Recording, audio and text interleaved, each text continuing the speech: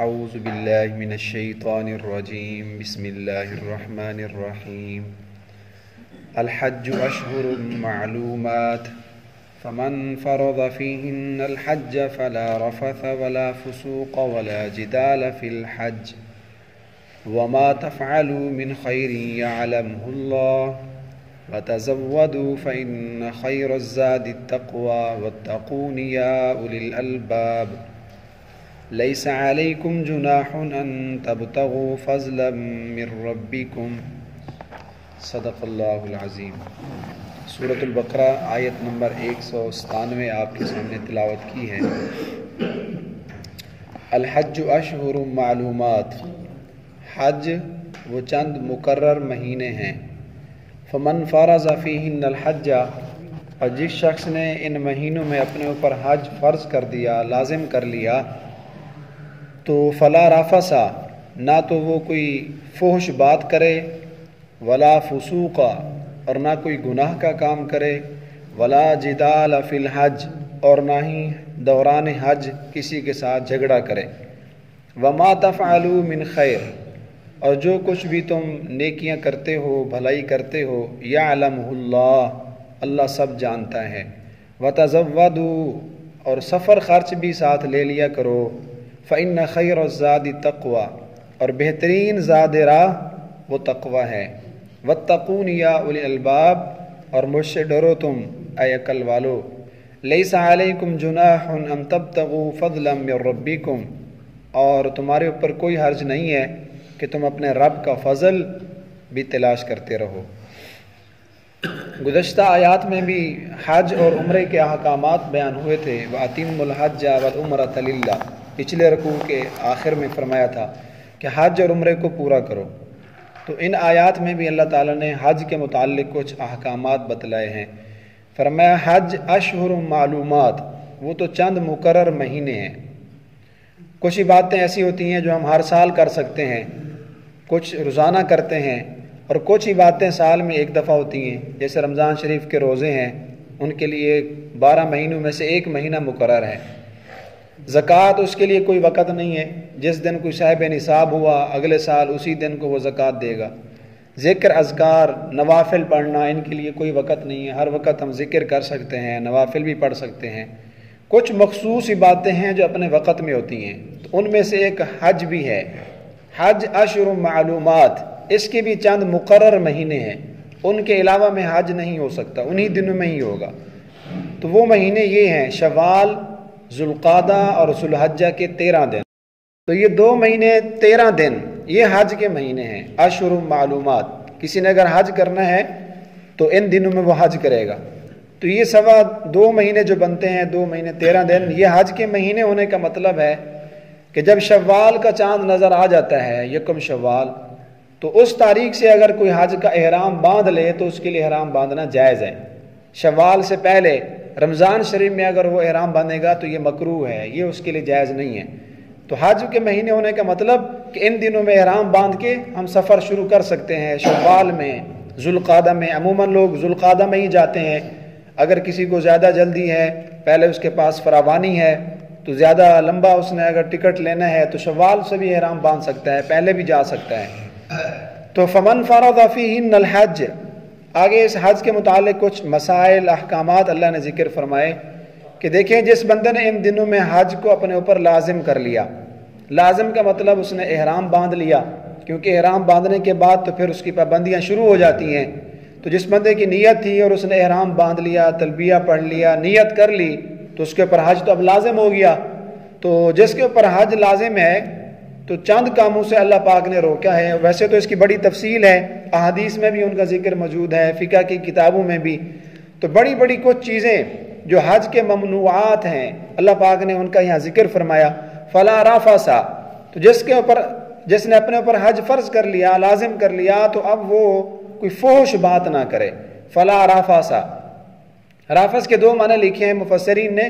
ایک اس کا معنی ہے کہ بے حجاب باتیں کرنا، فحش باتیں کرنا، جیسے میاں بیوی آپس کے اندر بے حجاب باتیں کرتے ہیں، بے تکلفی کی باتیں کر جاتے ہیں، تو اس طرح بے حجاب حالت احرام میں اس طرح کی لایانی باتیں کرنا، فحش باتیں کرنا، سنسی خیز باتیں کرنا، یہ مناسب نہیں ہے، یہ حالت احرام کے اندر بالکل اس طرح باتیں کرنے کی اجازت نہیں۔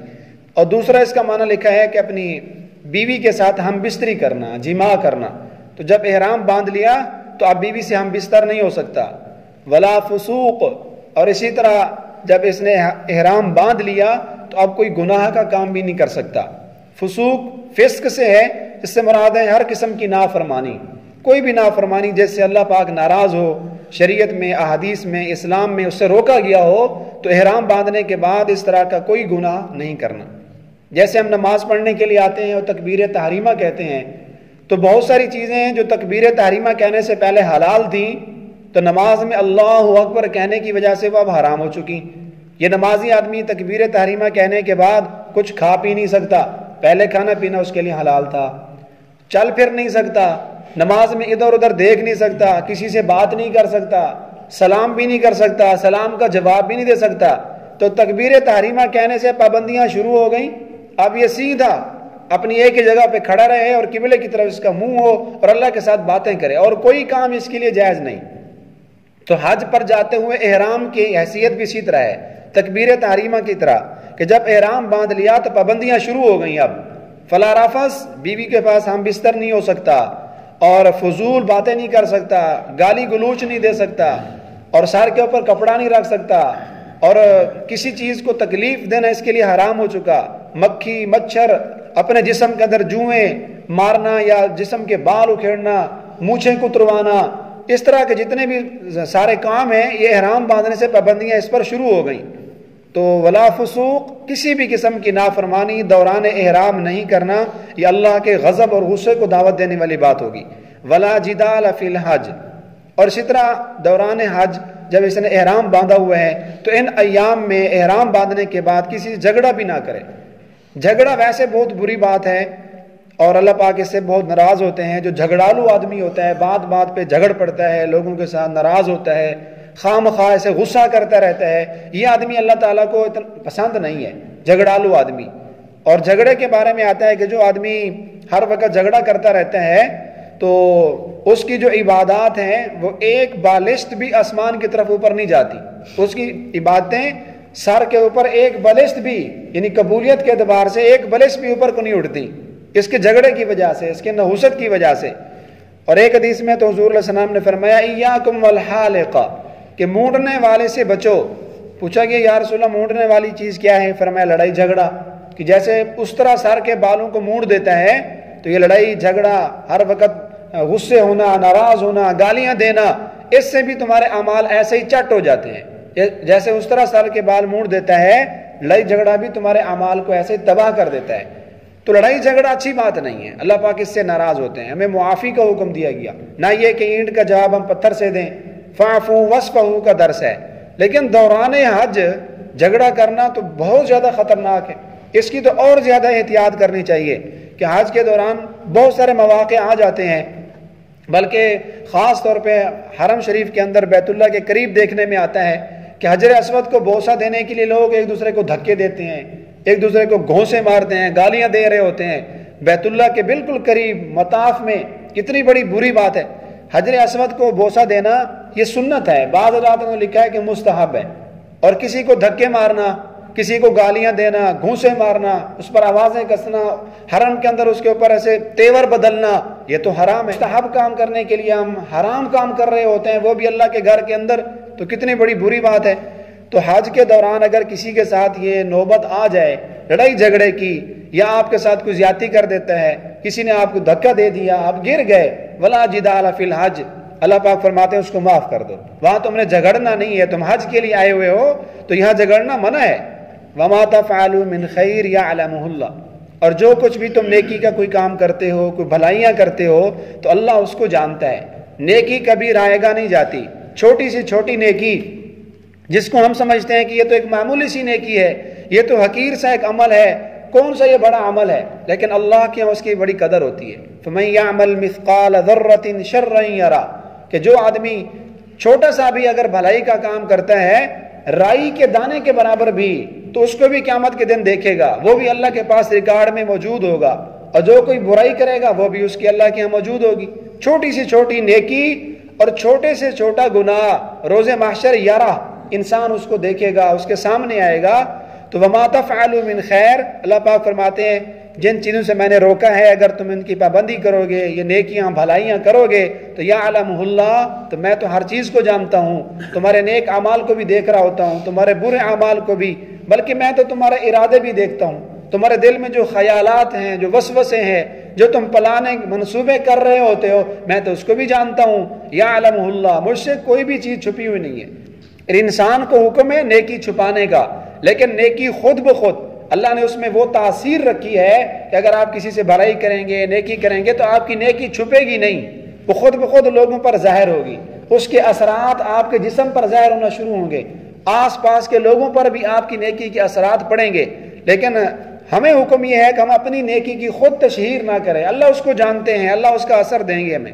وَتَزَوَّدُوا، اور حج پر جانے کے لیے تم سفر خرچ بھی ساتھ لے لیا کرو، زاد راہ بھی، اور جو چیزیں آپ کو وہاں ضرورت ہے، کھانے پینے کا انتظام کرنا ہے، اور بھی جو ضرورت کی چیزیں ہیں وہ بھی اپنے ساتھ لے لو. وَتَزَوَّدُوا، زاد راہ اختیار کر لو اور سفر خرچ ساتھ لے جاؤ تاکہ وہاں کسی سے آپ کو مانگنے کی نوبت نہ آئے. بخاری شریف میں ایک حدیث پاک ہے کہ یمن سے کچھ حاجی آتے تھے حج کرنے کے لیے، تو دوران حج وہ اپنے ساتھ سامان بالکل نہیں لاتے تھے، خالی آتے تھے. ایسے ہی کہتے نحن المتوکلون، ہم اللہ پر توکل کرنے والے ہیں، ہم اللہ کے گھر میں جا رہے ہیں تو سب کچھ اللہ سے مانگیں گے. تو نہ کچھ کھانے کا سامان، نہ پینے کا سامان، نہ کوئی توشہ، نہ کچھ پیسہ، نہ کوئی رقم، کچھ بھی نہیں لاتے تھے. اور جب یہاں ادھر آتے، انسان تو انسان ہے، بھوک تو لگتی ہے، پیاس بھی لگتی ہے، گرمی سردی بھی ہوتی ہے، سب چیزیں انسان کے ساتھ ہیں. تو جب یہاں آتے پھر لوگوں سے بھیک مانگتے، جب بھوک لگتی تو خیرات مانگتے، جب سردی گرمی لگتی تو لوگوں سے بستر مانگتے، کپڑے مانگتے، تو دوسرے لوگوں کو تنگ کرتے. اس لیے ہمیں حکم ہے کہ ایسا مت کرو. جب تم حج پر جا رہے ہو، عمرے پر جا رہے ہو، اپنا یہیں سے پورا انتظام کر کے جاؤ، اپنا پیسہ، کھانے پینے کی چیزیں، ان سب چیزوں کا مکمل انتظام کرو. وہاں جا کر خود بھی پریشان نہ ہوں، دوسروں کو بھی پریشان نہ کریں، کیونکہ وہاں اکثر جو حاجی ہوتے ہیں، معتمرین ہوتے ہیں، صاف ظاہر ہے وہ دوسرے ممالک سے آئے ہوئے ہیں، ہر بندے نے اپنی ضرورت کا انتظام کیا ہوا ہے، تو وہاں دوسروں سے مانگنا. بلکہ ہمیں تو خود دیکھنے میں آیا مطاف میں بیت اللہ کے سامنے ملتزم کے آگے لوگ کھڑے ہو کے بھیک مانگ رہے ہوتے ہیں. اللہ تعالیٰ معاف فرمائے، میرے سے بھی 2-3 پاکستانیوں نے، ایک بندے نے اپنے شہر کا بھی نام بتایا، وہاں سے آیا ہوا ہوں، پاسپورٹ گم ہو گیا ہے، میرے پاس پیسے نہیں ہیں. 2-3 آدمی ایک ہی طرح کی انہوں نے بات کی.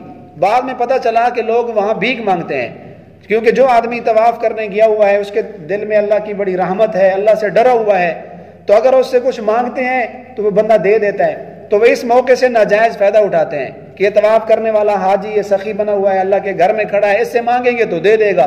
تو وہاں بھی بھیک مانگنے والے وہاں بھی پھر رہے ہوتے ہیں.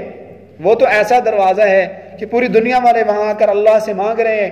خدا سے مانگنا چاہیے، لیکن اللہ کو چھوڑ کر وہاں بھی وہ مخلوق سے مانگ رہے ہوتے ہیں، بھیک مانگ رہے ہوتے ہیں. تو دیکھیں، پہلی بات یہ ہے کہ حج عمرہ کرنا، اگر کسی کے پاس وسعت نہیں ہے تو اللہ نے تمہارے اوپر ایسے واجب تو نہیں کیا کہ تم حج کے لیے جاؤ.